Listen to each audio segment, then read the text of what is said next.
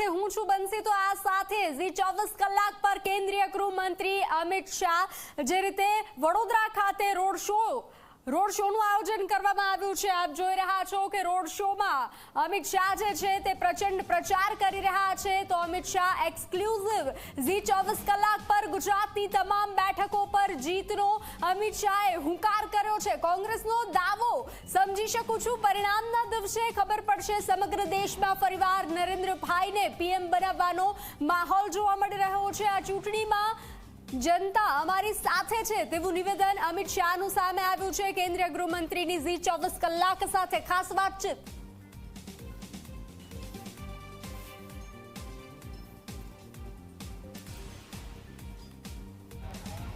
ગૃહમંત્રી અમિતભાઈ શાહ વડોદરામાં ભવ્ય રોડ શોને અહીંયા કરી રહ્યા છે ને લોકસભાના ઉમેદવાર વડોદરાના ડોક્ટર હેમાંગ જોશી પણ તેમની સાથે ઉપસ્થિત છે। સર, શું કહેશો? જે રીતના 2 ફેઝનું ઇલેક્શન પતી ગયું છે, ત્રીજા ફેઝમાં ગુજરાતનો નંબર છે, કેવો માહોલ છે? શું લાગી રહ્યું છે તમને ગુજરાતમાં? હું આજે ગુજરાતમાં 4 સીટો પર પ્રચાર કરીને આવ્યો છું। આ 4થી સીટ છે। દરેક જગ્યાએ નરેન્દ્રભાઈને ફરીવાર વડાપ્રધાન બનાવવાનો સંકલ્પ ગુજરાતની 26 સીટો ભારતીય જનતા પાર્ટીને આપવાનો સંકલ્પ લોકોના દરેક એક્શનમાં દેખાય। સાહેબ, જે રીતના વાત કરવામાં આવે તો સતત ત્રીજી વખત તમે 26માંથી 26 સીટ જીતવાની વાત કરી રહ્યા છો। કોંગ્રેસ કહી રહી છે કે અમે મજબૂત ઉમેદવારો ઉતાર્યા છે અને 10થી 12 સીટો પર અમે આગળ ચાલી રહ્યા। નહીં, એ તો કોંગ્રેસનો દાવો તો હું સમજી શકું છું, પરિણામના દિવસે બધી સીટો ભારતીય જનતા પાર્ટી। શું લાગે છે જે રીતના ગુજરાતમાં તમે શું પડકાર માનો છો ભારતીય જનતા પાર્ટી માટે અને દેશમાં ખાસ કરીને શું માહોલ લાગી રહ્યો છે? નહીં, અત્યારે તો ચૂંટણી ચાલે છે। સમગ્ર દેશમાં ફરીવાર નરેન્દ્રભાઈને વડાપ્રધાન બનાવવાનો માહોલ છે। જે રીતના ભવ્ય રોડ શો કરી રહ્યા છો, આખા ગુજરાતમાં ભવ્ય સમર્થન મળી રહ્યું છે ભારતીય જનતા પાર્ટીને।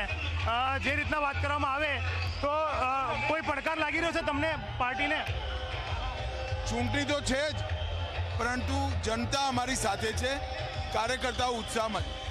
જનતા અમારી સાથે છે, કાર્યકર્તાઓ ઉત્સાહમાં છે અને ચૂંટણી છે। સાથે તેઓ કહી રહ્યા છે કે સતત ત્રીજી વખત 26માંથી 26 બેઠકો ભારતીય જનતા પાર્ટી જીતી રહી છે। ચૂંટણી છે એટલે કોંગ્રેસ કોઈ પણ દાવો કરી શકે છે, પરંતુ પરિણામના દિવસે કોંગ્રેસના તમામ દાવાઓ જે છે ખોટા સાબિત થશે તેવું ગૃહમંત્રી અમિતભાઈ શાહ કહી રહ્યા છે।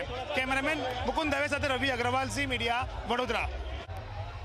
ગૃહમંત્રી અમિતભાઈ શાહ વડોદરામાં ભવ્ય રોડ શોને અહીંયા કરી રહ્યા છે ને લોકસભાના ઉમેદવાર વડોદરાના ડોક્ટર હેમાંગ જોશી પણ તેમની સાથે ઉપસ્થિત છે। સર, શું કહેશો? જે રીતના 2 ફેઝનું ઇલેક્શન પતી ગયું છે, ત્રીજા ફેઝમાં ગુજરાતનો નંબર છે, કેવો માહોલ છે? શું લાગી રહ્યું છે તમને ગુજરાતમાં?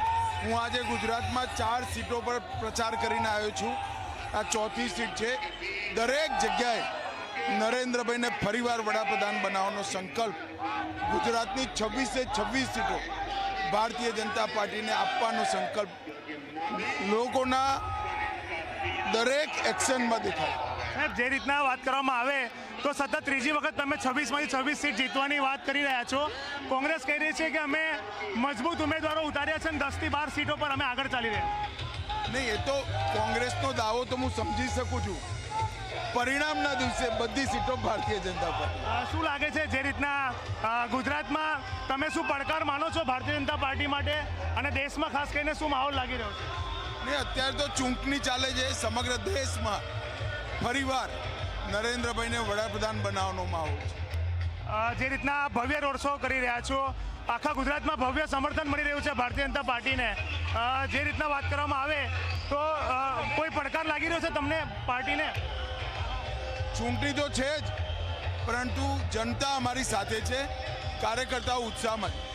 જનતા અમારી સાથે છે, કાર્યકર્તાઓ ઉત્સાહમાં છે અને ચૂંટણી છે। સાથે તેઓ કહી રહ્યા છે કે સતત ત્રીજી વખત 26માંથી 26 બેઠકો ભારતીય જનતા પાર્ટી જીતી રહી છે। ચૂંટણી છે એટલે કોંગ્રેસ કોઈ પણ દાવો કરી શકે છે, પરંતુ પરિણામના દિવસે કોંગ્રેસના તમામ દાવાઓ જે છે ખોટા સાબિત થશે તેવું ગૃહમંત્રી અમિતભાઈ શાહ કહી રહ્યા છે।